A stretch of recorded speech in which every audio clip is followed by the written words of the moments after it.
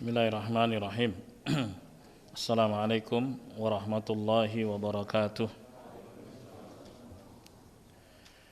Alhamdulillah. Wassalatu wassalamu ala rasulillah wa alihi wa sahbihi wa mawalah. Ashhadu an la ilaha illallah wahdahu la syarikalah wa ashhadu anna Muhammadan abduhu wa rasuluhu, amma ba'd. Hadirin jamaah sekalian yang dimuliakan Allah, kaum muslimin muslimat yang saya hormati. Kembali kita mengkaji tafsir surat An-Najm. Kita masuki ayat ke-27. A'udzu billahi minasy syaithanir rajim.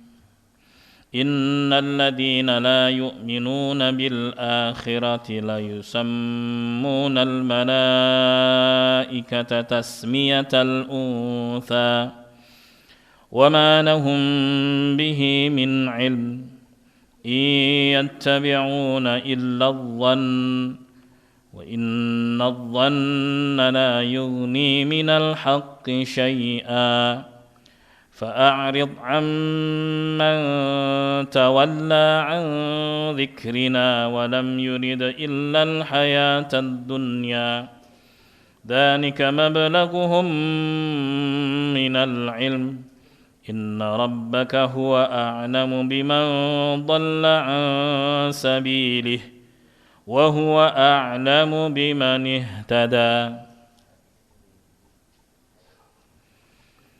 Yaqulu ta'ala munkiran anil musyrikina fi tasmiyatihim al-malaikata tasmiyatal untha.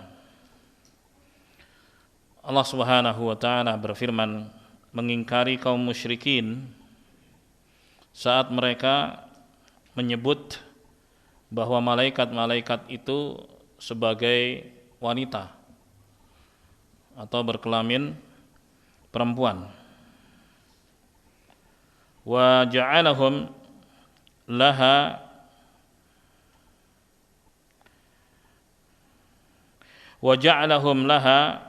annaha banatullah subhanahu wa ta'ala.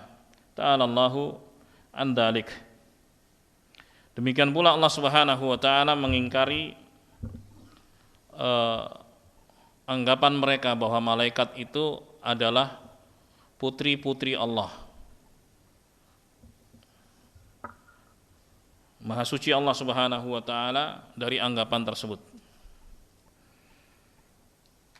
Sebagaimana dalam surat Az-Zukhruf ayat 19, kata Allah Subhanahu wa ta'ala, wa ja'alul malaikata alladhina hum ibadur rahmani inatha. Dan mereka kaum musyrikin menganggap bahwa malaikat-malaikat yang merupakan hamba Allah itu berkelamin perempuan. Ya. Allah Subhanahu wa ta'ala pertanyakan klaim tersebut, asyahidu khalqahum, apakah mereka menyaksikan penciptaan malaikat itu dan tahu kelaminnya perempuan? Ini pertanyaan dari Allah Subhanahu wa ta'ala. Ya. Satuktabu syahadatuhum wa yus'alun. Pasti persaksian mereka itu ditulis oleh Allah Subhanahu wa ta'ala dan akan dituntut pertanggungjawabannya nanti di akhirat. Menganggap bahwa para malaikat itu sebagai putri-putri Allah. Ya. Oleh sebab itu Allah Subhanahu wa ta'ala berfirman di sini, wa ma lahum bihi min ilm. Mereka tidak memiliki dasar sama sekali. Mereka tidak memiliki dasar sama sekali atas klaim mereka bahwa malaikat itu adalah perempuan dan merupakan putri Allah. Innal ladzina la yu'minuna bil akhirah, sungguhnya orang-orang yang tidak beriman kepada akhirat, la yusammunal malaikah, mereka menamai atau menyebut para malaikat itu tasmiyatul untha, sebagai perempuan. Wa ma lahum bihi min ilm, dan mereka tidak punya dasar sama sekali atas klaim tersebut. Taib, ay laisa lahum ilmun sahihun yusaddiqu ma qaluh. Jadi mereka enggak punya dasar yang membenarkan klaim itu. Bal huwa kadzibun wa zurun wa iftira. Bahkan itu adalah kedustaan, sama sekali kedustaan. Wa kufrun syani', dan merupakan kekufuran. kekufuran yang berat, ya. Kemudian kata Allah Subhanahu wa taala, iyattabi'una illa dhann. Tidaklah mereka mengikuti melainkan dengan prasangka. Jadi cara beragama mereka itu hanyalah dengan prasangka. Maka ini tidak tepat disebut sebagai keyakinan. Karena keyakinan itu dengan dasar, bukan dengan kira-kira. Jadi ketika seorang mengatakan sepertinya, kira-kira, itu bukan keyakinan. Keyakinan itu pasti disertai dengan apa? Bukti, dengan dalil. Mereka nggak punya itu, hanya tuduhan saja. Taib ma lahum bihi min ilm, nggak punya pengetahuan sama sekali akan hal tersebut. Jadi mereka hanya mengikuti prasangka. Wa inna dhanna la yughni minal haqqi syai'a, dan prasangka itu, ya, tidak bermanfaat sama sekali bagi kebenaran. Jadi kebenaran itu dibuktikan dengan dalil, ya, dengan petunjuk, bukan dengan dugaan dan prasangka. Nggak akan diterima. Kalau kira-kira itu nggak akan diterima. Baik.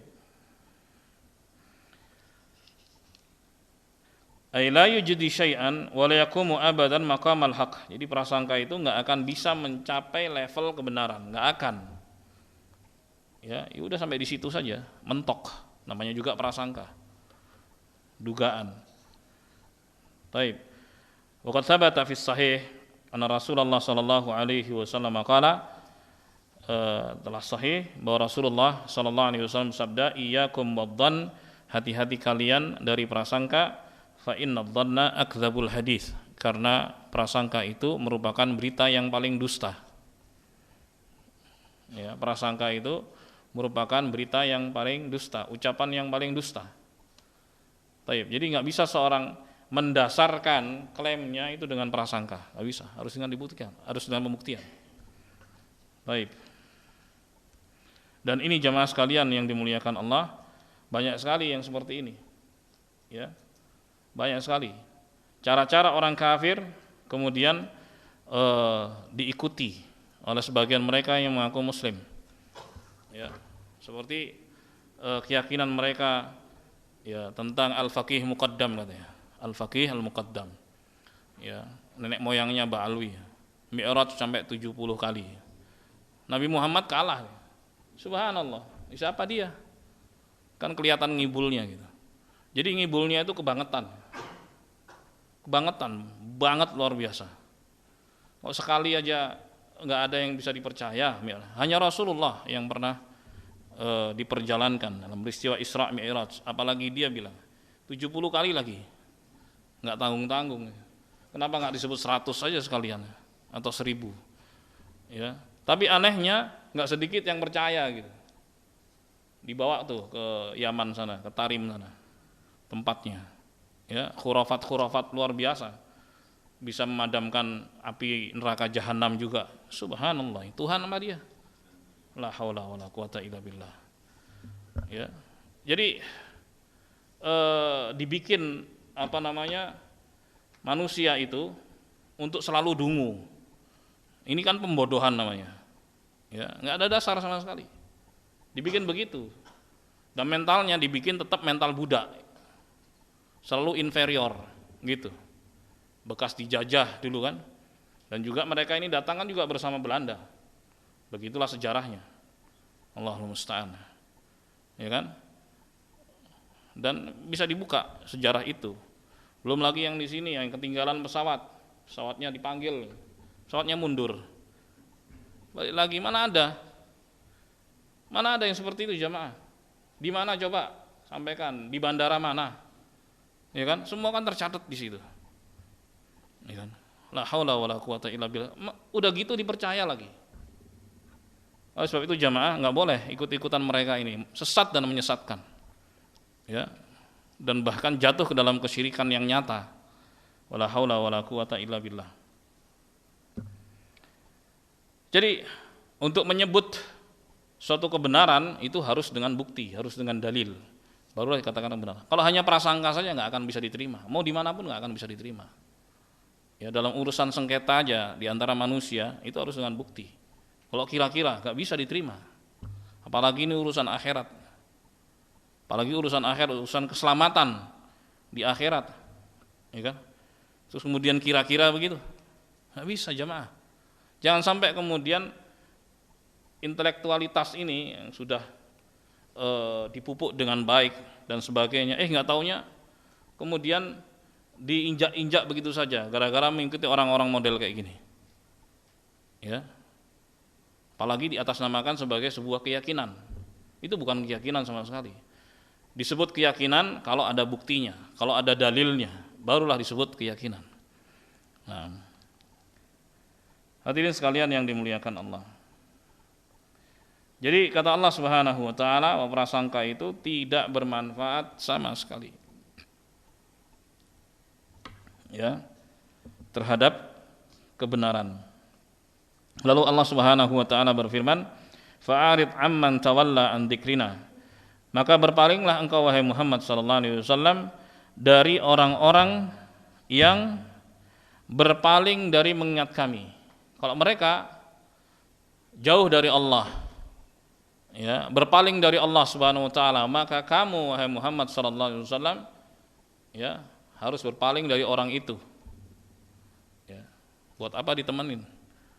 Buat apa jadikan sebagai kawan, sebagai sahabat? Nggak bisa. Itu bukan kawan. Sahabat adalah orang-orang dekat yang bisa membantu, ya, untuk berjalan di atas kebenaran. Ketika seorang jatuh, temannya mengingatkan.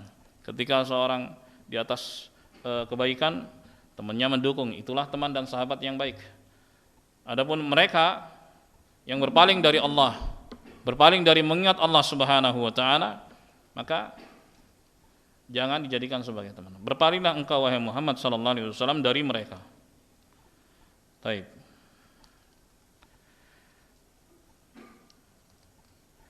Walam yurida illa al-hayatad dunya.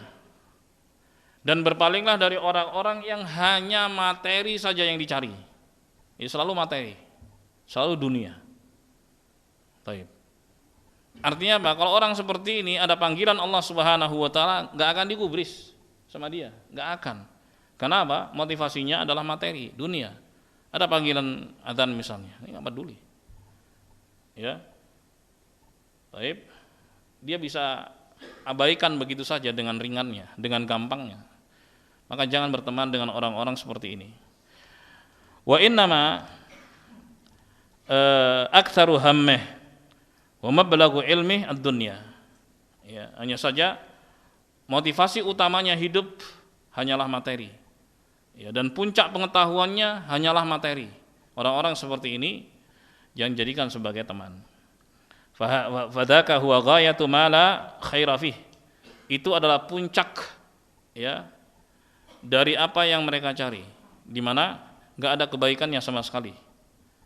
Walidzalika qala dzalika mablaghuhum minal ilm.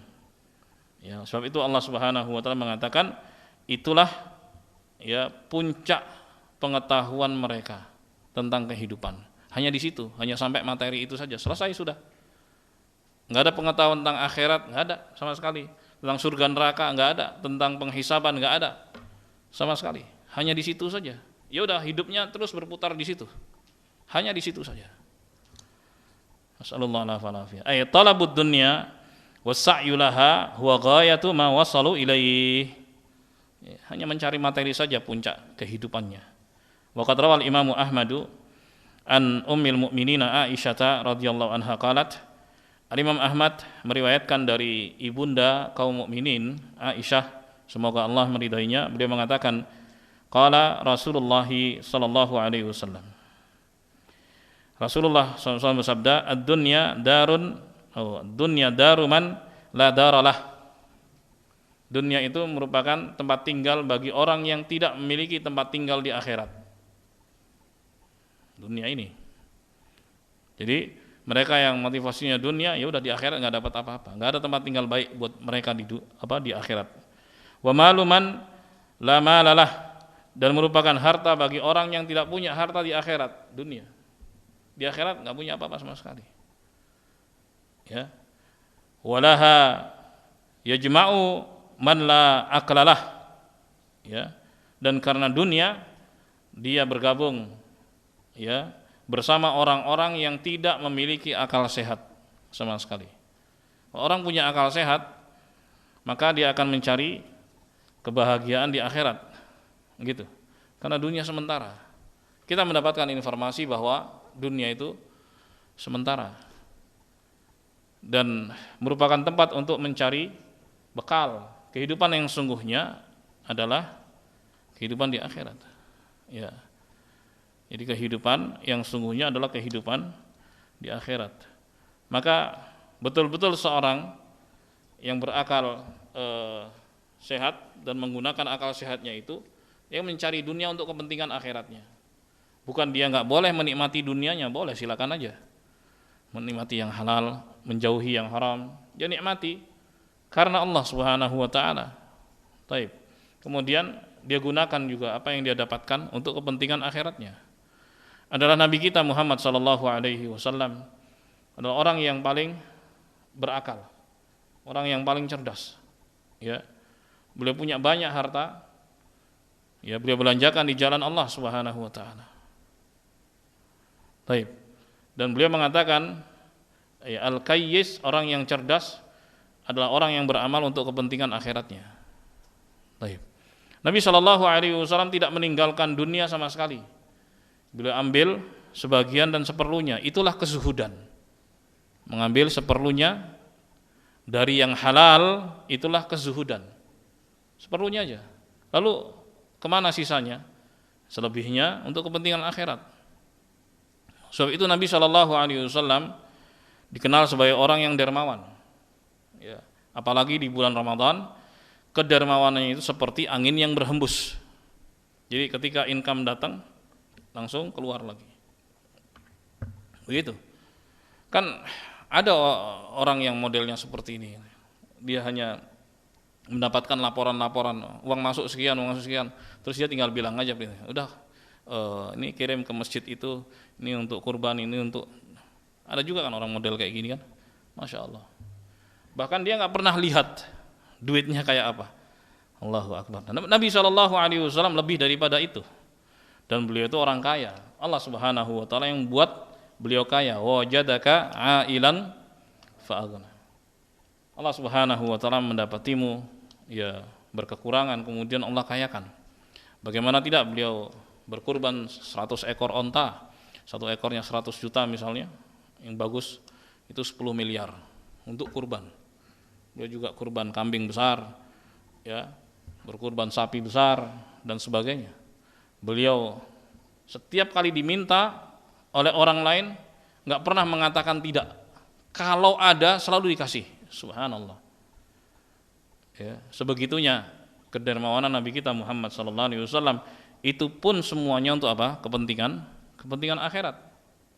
Karena harta kita jemaah, seperti yang disabdakan Nabi SAW, adalah apa yang kita makan, yang kita nikmati, ya kita makan dan habis. Makan habis. Udah. Itulah harta kita. Yang kedua, yang kita pakai dan usang. Rumah misalnya, dari baru kemudian termakan umur, usang. Kendaraan, ya, dari baru termakan usia, usang. Baju, ya kan, dinikmati itu kan, dari baru kemudian usang. Taib. Dan yang ketiga adalah yang dibelanjakan di jalan Allah Subhanahu Wa Taala, dan itulah yang kekal. Itulah harta kita. Adapun harta yang masih ditumpuk, ya, belum dinikmati, apakah dimakan atau dipakai, atau belum dibelanjakan di jalan Allah, itu adalah harta ahli waris. Sebab itu Nabi SAW mengatakan, kalian tuh lebih suka dengan harta ahli waris kalian daripada harta kalian sendiri. Para sahabat bilang, enggak lah wahai Rasulullah, ya kami senang dengan harta kami. Buktinya kan begitu, harta kalian itu tadi sebutkan tadi 3 tadi, ya kan? Adapun harta ahli waris kalian adalah yang masih numpuk, ya, belum dinikmati dan belum dibelanjakan di jalan Allah Subhanahu Wa Taala. Itu harta ahli waris. Kalau misalnya pemiliknya meninggal dunia, siapa yang ngambil? Ahli waris. Nah, ketika seorang numpuk dan sebagainya, kan senang tuh. Padahal itu adalah yang akan dia tinggal, ya kan? Baik. Makanya Nabi SAW mengatakan kalian lebih suka harta ahli waris kalian daripada harta kalian sendiri. Gitu. Nah kita umat Nabi SAW diajarkan oleh beliau ya cara berpikir yang benar. Ya, cara berpikir yang benar. Cara menggunakan akal sehat. Kenapa? Karena kehidupan kita itu enggak hanya di sini. Hanya singgah kok. Kemudian nanti ada kematian. Kematian itu hanyalah transisi jamaah. Perpindahan. Transisi dari satu kehidupan ke kehidupan berikutnya, itu kehidupan di alam barzakh. Ada kehidupan tapi berbeda dengan kehidupan dunia. Manusia selalu melewati 5 fase. Fase ketiadaan. Ya. Fase ketiadaan. 100 tahun yang lalu kita yang hadir di sini kan kalau ditanya di mana kita? Enggak ada. Kan begitu ya. Di mana? Ya enggak tahu. Enggak ada, memang enggak ada. Ya kan? Hal ata 'alal insani hinum minad dahr lam yakun syai'an madhkura. Bukankah telah datang suatu masa pada manusia di mana saat itu dia bukanlah apa-apa. Ya, 100 tahun yang lalu. Kita nih yang hadir di sini. Kita enggak bicara orang yang sudah meninggal, tapi kita sekarang ini yang hadir. 100 tahun yang lalu kita di mana? Enggak ada. Oke. Kemudian Allah Subhanahu wa taala transisikan dengan proses pembuahan. Umumnya manusia kan begitu. Kemudian kita hidup di alam rahim. Ada kehidupan di situ. Ya, ditiupkan ruh di situ, ditentukan takdir di situ, ya, rizki, ajal, amal, bahagia atau celaka, ada kehidupan. Kemudian pindah lagi transisi, namanya kelahiran. Ya, kita hidup sekarang ini di dunia. Nanti transisi lagi, namanya kematian. Nah, kehidupan dan kematian itu ciptaan Allah Subhanahu wa taala. Alladzi khalaqal mauta wal hayah, dialah Allah Subhanahu wa taala yang menciptakan kehidupan dan kematian. Baik, ada transisi, pindah lagi ke alam barzakh. Ada kehidupan di situ. Nanti transisi lagi. Ya, berikutnya namanya kebangkitan. Ya, masuk ke hari akhir atau hari kiamat dan disitulah kekekalan. 5 fase selalu dilewati oleh setiap. Baik.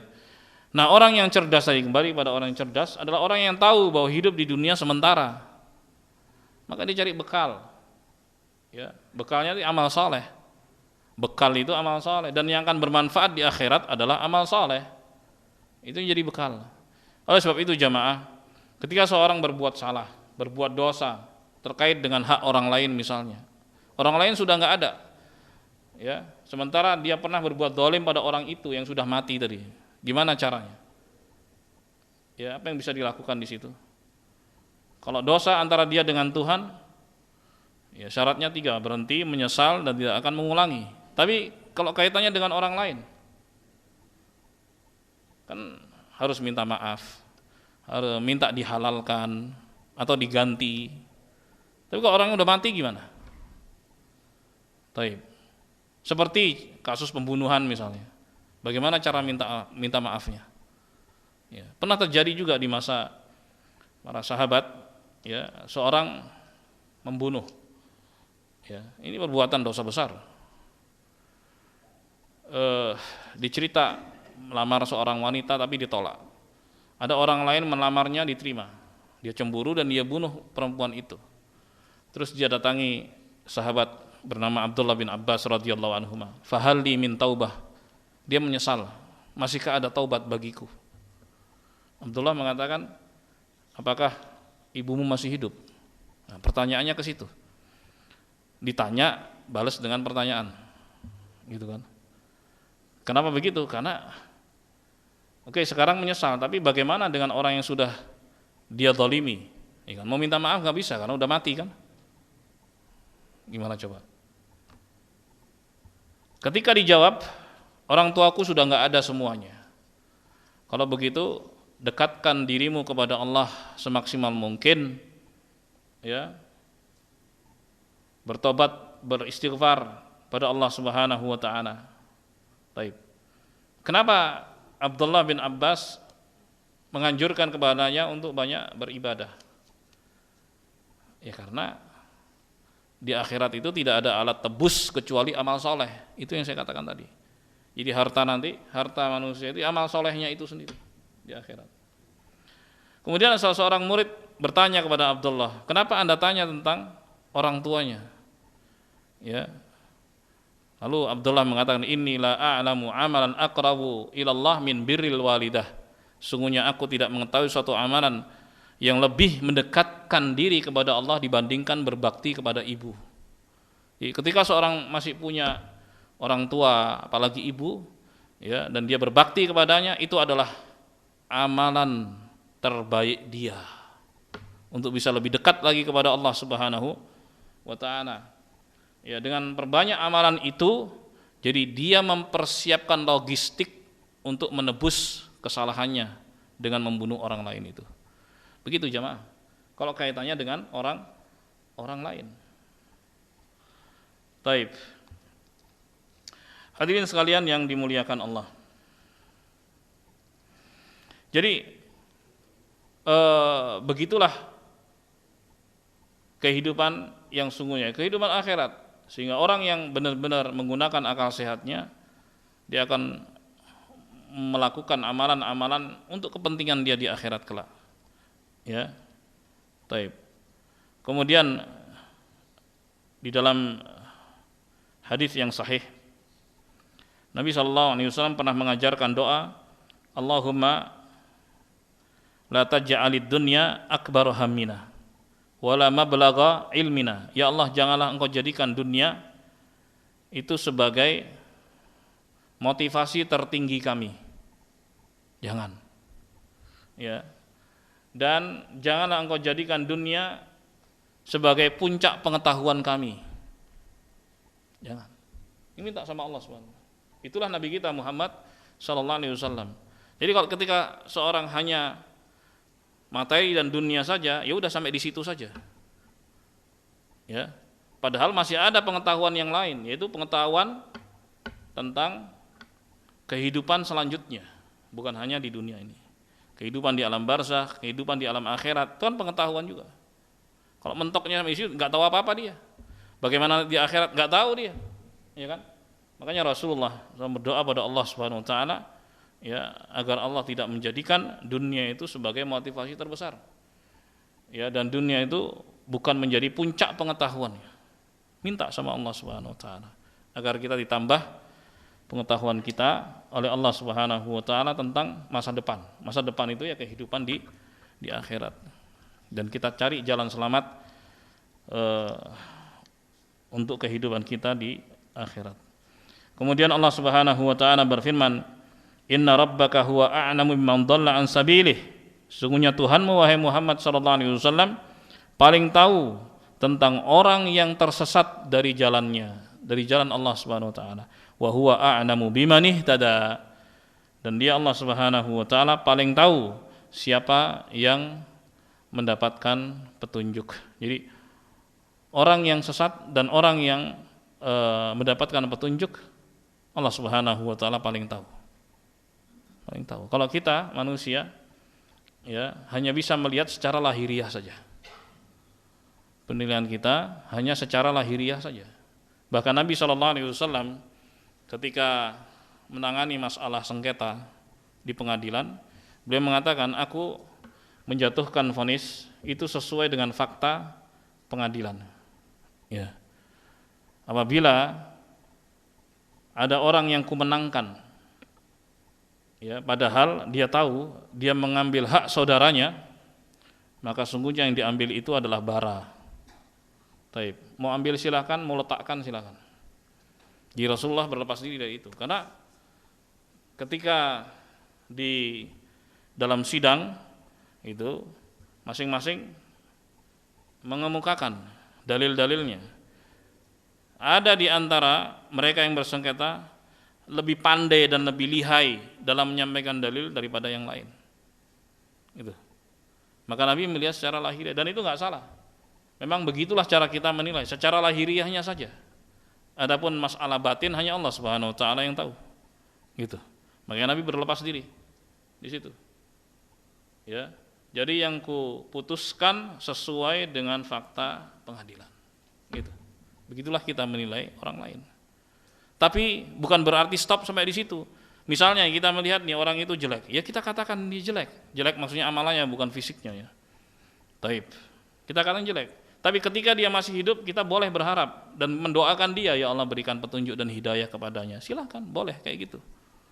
Ketika kita melihat ada orang baik, ya, kita lihat secara lahiriah memang dia baik, kita katakan dia baik, gitu. Semoga Allah Subhanahu wa Ta'ala memberikan ketulusan dan keistiqomahan kepada dia, begitu.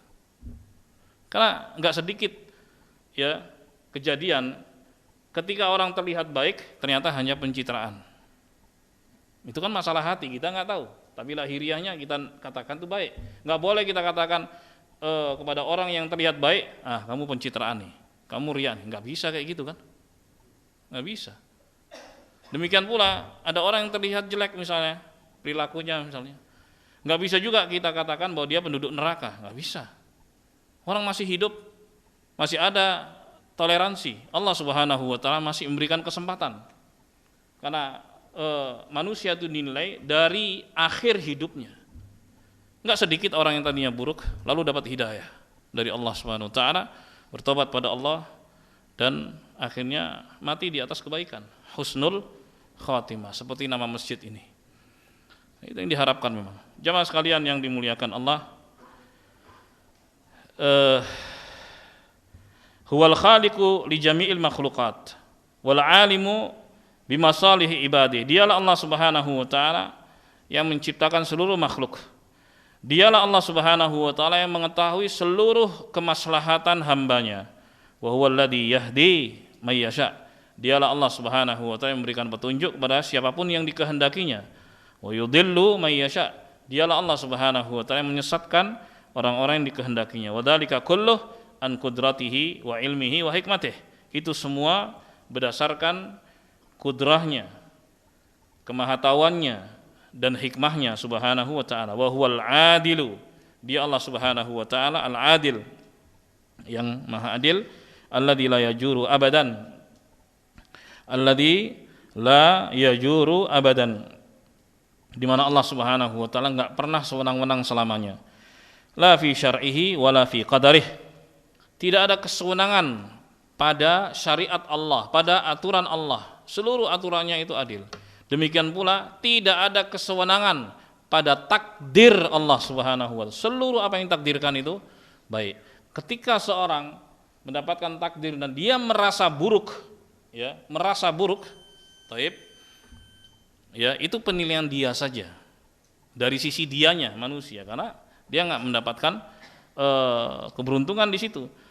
Tapi di sisi Allah Subhanahu wa Ta'ala, apapun ketetapan Allah itu pasti baik. Jamaah, itulah yang bisa disampaikan dan udah masuk waktu Isya. Silakan adzan lalu kita tanya jawab. Silakan. Assalamualaikum warahmatullahi wabarakatuh. Waalaikumsalam. Saya ini pemahaman tentang agama masih baru belajar. Saya ada beberapa pertanyaan. Silakan, Mas. Saya baca di surat Al-A'raf 25 dan surat An-Nasiyah itu ada perbedaan.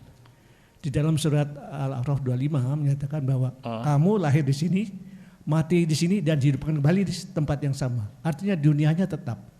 Kemudian di surat An-Nasiyah akan dibentukkan tempat atau kehidupan baru di alam yang lain oleh Allah.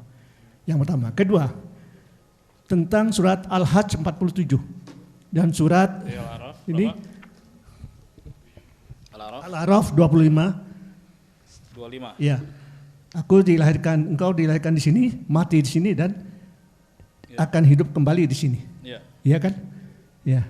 Kemudian di surat An-Nasiyat itu menyatakan bahwa aku akan membuatkan kehidupan An-Nasiyat. Ya, An-Nasiyat. Ya. Itu menyatakan akan dibuatkan setelah kiamat akan dibuatkan kehidupan baru di bumi yang lain. Ini mohon petunjuk. Pertama. An-Nasiyat. An-Nasiyat. Iya, ayat. Sebentar dulu, lupa saya. Aduh, enggak ada.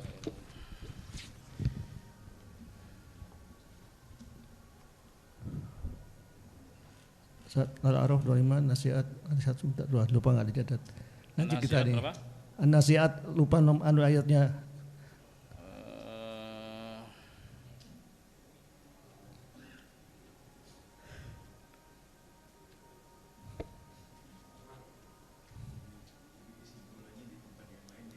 Iya, ada perbedaan. Nah, itu nanti itu. Yang kedua, barangkali takut ada yang pertanyaan, perbedaan mengenai jangka waktu. Di surat Al-Hajj 47, Allah menyatakan 1 hari di dunia, di akhirat sama dengan 1000 tahun di Al-Hajj 47. Terus kemudian surat Al-Ma'arij ya menyatakan 1 hari di akhirat sama dengan 50.000 tahun di dunia. Nah, perbedaan ini sering mengusik kepada saya.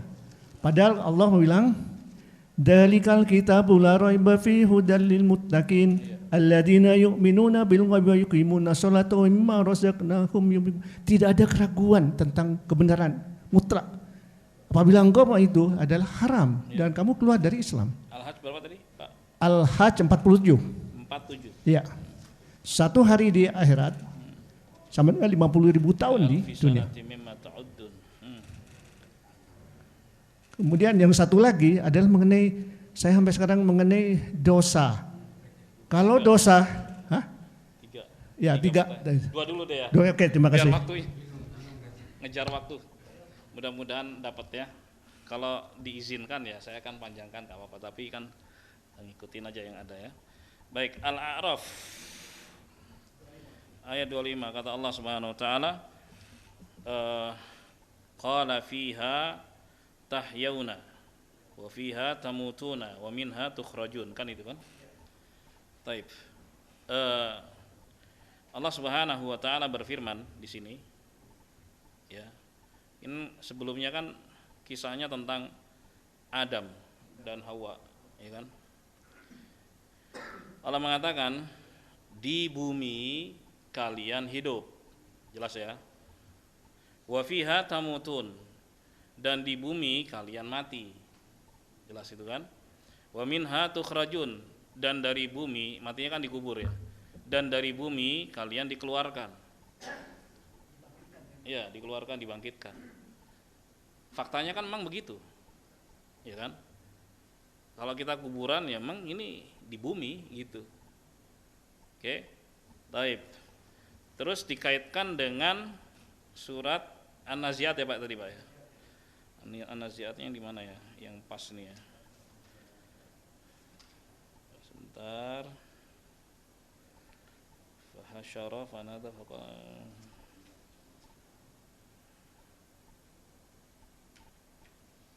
akhrajan wujud mata'alakum wa burisatil jahimu liman yara.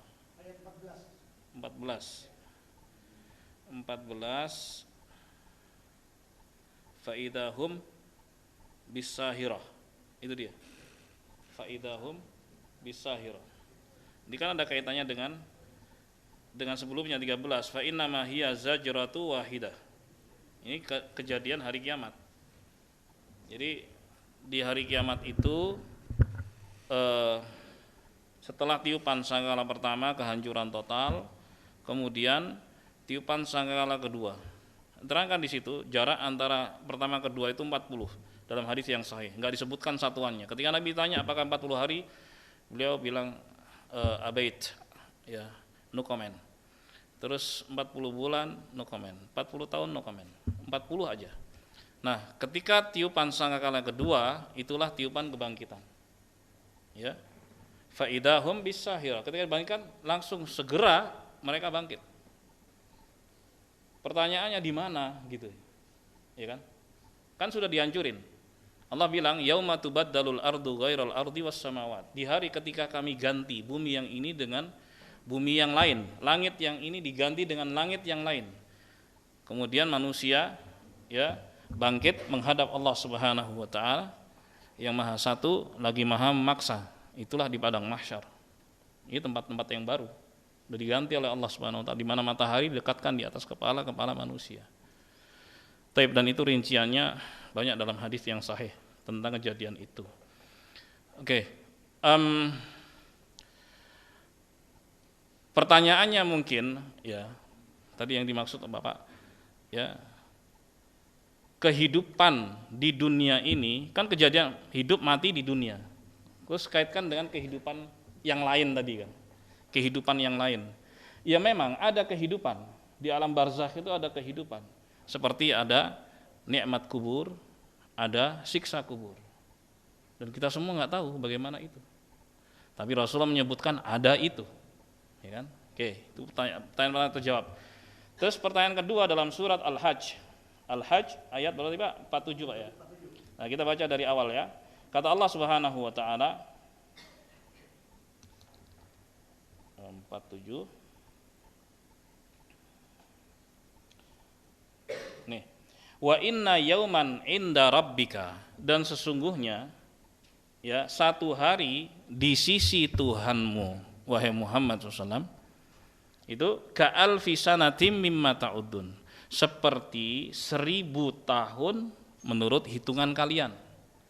Jadi satu hari di akhirat itu berapa? 1000 tahun di hitungan kita. Clear ya? Terus kaitannya dengan surat Al-Ma'arij. Ya, ta'rujul malaikatu warruhu ilaihi. Surat Al-Ma'arij ayat 14. Kata Allah Subhanahu wa taala bukan ayat 4. Ta'rujul malaikatu warruhu ilaihi, ya. Para malaikat dan Jibril, ar-ruh ini tafsiran yang paling kuat adalah Jibril alaihissalam. Naik menghadap Allah Subhanahu wa taala fi yaum, dalam satu hari, kana miqdaruh, yang hitungannya khamsina alfasanah, 50.000 tahun.